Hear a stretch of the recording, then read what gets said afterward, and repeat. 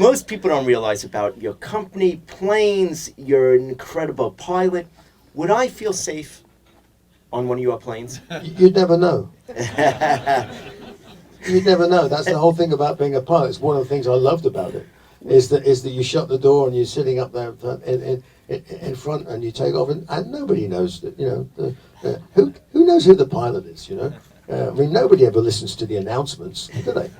You know that because whenever there's a depressurization, half the passengers all end up arriving at the other end blue and unconscious because they didn't listen to the bit that said pull the mask towards you to start the flow of oxygen.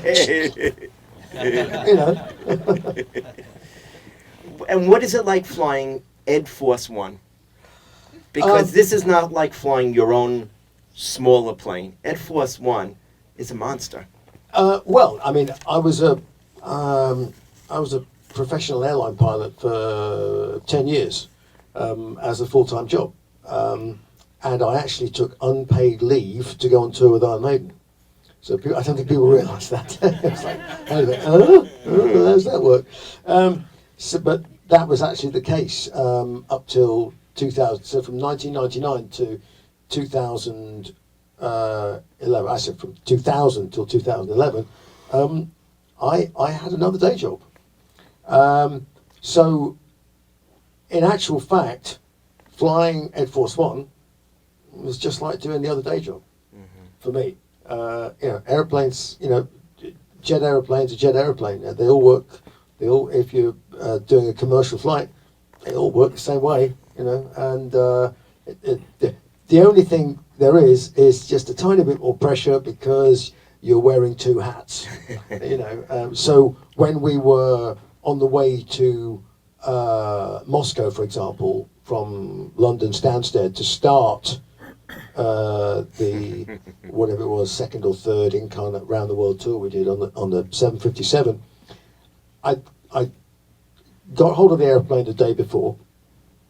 We'd flown it out of its maintenance hangar, where it had just had a heavy check, which is always a worry, because any time the car comes out of the garage, you know there's something going to go wrong with it because they've forgotten to tighten this or do that or whatever. Mechanic always does something.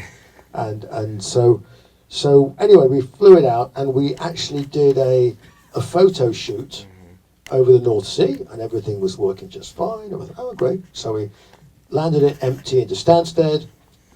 I went home, and the next day they loaded it all up. We turn up, and there was the mechanical glitch as soon as we started to try and start the engine, and we had a problem with one of the engine bleed ducts that wasn't delivering proper pressure, particularly to one of the de-ice systems. So it was like, we had a look in the book. The book said that you have a magic book where things go wrong with airliners, and you say, what's going wrong with the airline? You say, this, and it says, okay, you got another one of those, you can go. But on this occasion, it said, no, you can't go.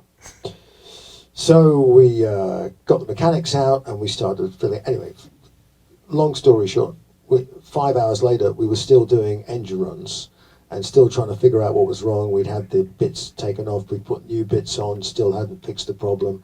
The tour manager came up, he said, look, if we don't get this fixed like the next couple of hours, we're going to have to charter another airplane for the band and crew, and we're going to have to charter a cargo aeroplane as well.